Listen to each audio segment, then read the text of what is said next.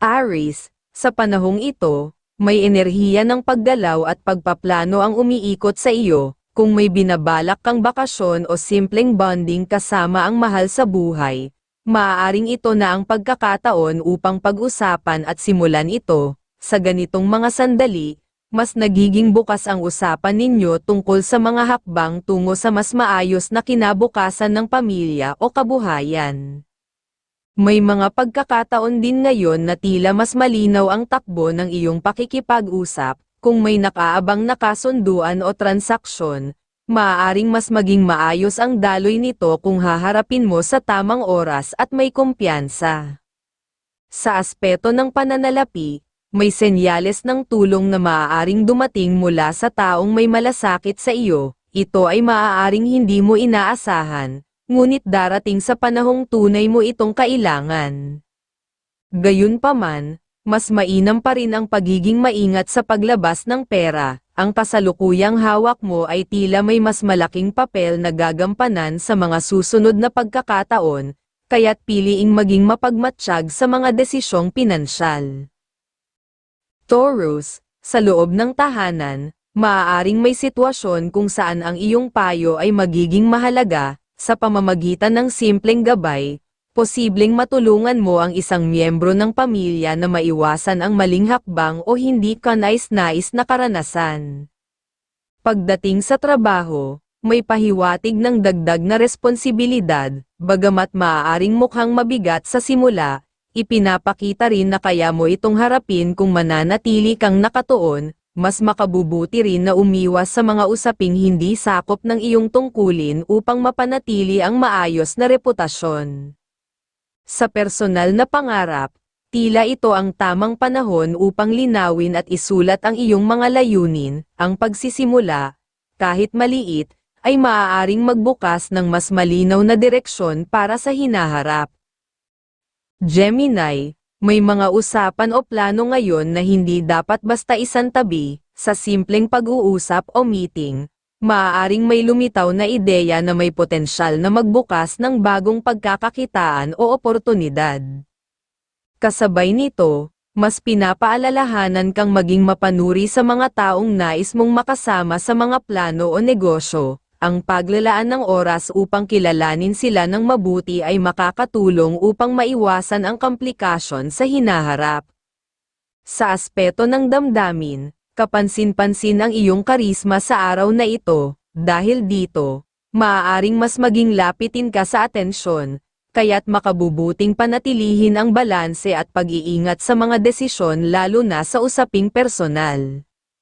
Sa trabaho, may maliit na aberya na maaaring sumulpot, ngunit sa pagiging alerto at maayos sa pagkilos, kaya mo itong malampasan nang hindi nadaragdagan ang stress. Cancer, may mga sitwasyon ngayon na nangangailangan ng masusing pag-unawa sa intensyon ng ibang tao. Hindi lahat ng lumalapit na may dalang emosyon ay tunay na nangangailangan, kaya't makabubuting maging mapanuri bago magbigay ng tulong. Sa usaping pamilya, maaaring mas mainam ang pagpili ng katahimikan kaysa makisangkot sa mainit na talakayan. Ang pag-iwas sa hindi kinakailangang argumento ay makakatulong upang mapanatili ang maayos na samahan. May pahiwatig din na ang iyong mga salita ay maaaring maging gabay sa mga kapatid o kamag-anak, lalo na sa mga desisyong may kinalaman sa pera. Ang simpleng paalala mula sa iyo ay maaaring makaiwas sa kanila sa posibleng pagkakamali.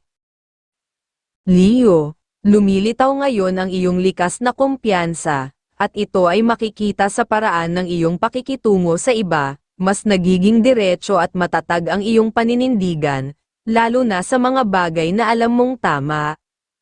Ang enerhiyang ito ay maaaring makatulong sa pagharap sa isang personal na usapin na matagal mo nang iniiwasan. Sa pagkakataong ito, mas nagiging malinaw ang iyong direksyon at pasya. Gayunpaman, may paalala na hindi lahat ng nagpapakita ng malasakit ay may malinaw na layunin. Ang pagiging mapanuri sa mga taong nakapaligid sa iyo ay makakatulong upang maiwasan ang hindi kanais-nais na sitwasyon. Sa trabaho o gawain, Magandang pagkakataon ito upang tapusin ang mga bagay na naantala. Kapag nakatuon ka, mas magiging magaan ang resulta at mas mababawasan ang pagod. Virgo, sa larangan ng relasyon, maaaring may mga sandaling nagiging mas sensitibo ka kaysa karaniwan, may pahiwatig na ang ilan sa iyong pagdududa ay maaaring nagmumula sa pagod o stress, kaya't makabubuting balikan ang mga bagay ng may mas malinaw na pag-iisip. Sa tahanan, ang pag-aayos ng kapaligiran ay maaaring magdala ng mas maayos na pakiramdam, ang simpleng paglilinis o pag-organisa ay may positibong epekto sa iyong kalusugan at kalooban. Pagdating sa pananalapi, mas mainam ang pagiging maingat sa paggastos, ang pag-iwas muna sa mga hindi kinakailangang gastusin o risk ay maaaring makatulong upang mapanatili ang iyong seguridad sa ngayon. Sa trabaho, may posibilidad ng pagbabago sa schedule o tungkulin, sa kabila nito, ipinapakita na kaya mong makasabay basta't mananatili kang organisado at hindi magpapadala sa sabay-sabay na gawain. Libra, sa mga pagkakataong may imbitasyon na may kinalaman sa negosyo o koneksyon, maaaring may halaga ang iyong pagdalo, sa simpleng pakikipagkilala. Posibleng may makatagpo kang tao na magiging susi sa mga plano o proyekto sa hinaharap, ang ganitong tagpo ay tila may kaugnayan sa kaginhawaang matagal mo nang ninanais. Kapansin-pansin din ang linaw ng iyong pag-iisip ngayon, lalo na sa mga usaping may kinalaman sa maliit na negosyo, kung may ideyang ihaharap o alok na darating, maaaring mas maging bukas ang oportunidad kung ito ay bibigyan ng pansin.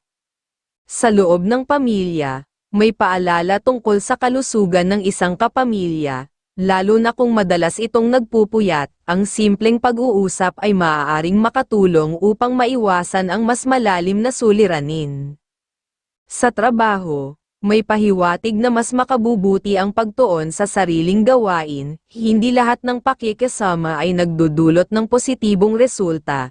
Kaya't ang pagiging mapili sa pakikisalamuha ay makakatulong upang mapanatili ang maayos na direksyon. Scorpio, may mga pagkakataon ngayon na maaari kang makatagpo ng taong may matapang o kakaibang personalidad, sa halip na agad husgahan, ang pakikinig muna ay maaaring magbukas ng mas maayos na pag-unawa, sa likod ng kanilang asal. Posibleng may mabuting layunin na pwedeng magdala ng magandang ugnayan o pagtutulungan. Kasabay nito, ipinapakita rin ang kahalagahan ng pagiging mahinahon sa pakikitungo, kung may sitwasyong nakakainis o hindi kaaya-aya, ang pag-iwas ay maaaring mas magdala ng kapayapaan kaysa pakikipagtalo. Sa loob ng tahanan, mahalaga ang pagbibigay ng paalala sa mga kapamilya, lalo na sa mga usaping may kinalaman sa pera o kasunduan, ang tamang gabay sa tamang oras ay maaaring makatulong upang maiwasan ang hindi inaasahang abala o pagsisisi. Sagittarius, sa araw na ito, tila mas nagiging makabuluhan ang pananatili sa mga pamilyar na lugar, ang enerhiya ay mas nakatuon sa mga taong malapit sa iyo, at sa simpleng usapan sa loob ng tahanan maaaring magmula ang mahahalagang ideya o plano. May paalala rin tungkol sa kalusugan sa loob ng bahay, ang pag-iingat sa kinakain at pagpapanatili ng kalinisan ay makakatulong upang maiwasan ang hindi kanais-nais na kondisyon, lalo na kung may darating na panauhin o pagbabago sa kapaligiran.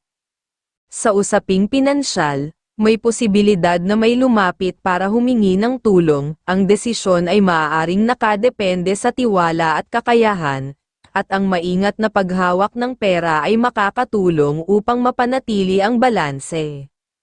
Pagdating sa trabaho, ang maagang pagsisimula ay tila may positibong epekto. Ang pagiging handa at maagap ay maaaring magbigay ng mas magaan na daloy ng gawain at mas magandang impresyon sa kapaligiran. Capricorn, may mga pagkakataon ngayon na sinusubok ang iyong kakayahan pagdating sa pagtitiwala. Hindi lahat ng alok o usapan ay dapat agad tanggapin, lalo na kung may kinalaman sa pera. Ang masusing pag-iisip bago magpasya ay makakatulong upang maiwasan ang komplikasyon. Sa kabilang banda, kapansin-pansin din ang lakas ng iyong presensya sa pakikipag-usap. Ang mga ideya tungkol sa pagkakakitaan ay maaaring mas maging epektibo kung bibigyan ng tamang pansin at oras. Sa personal na aspeto, mas mainam ang hindi pagmamadali sa mga bagay na hindi pa handa.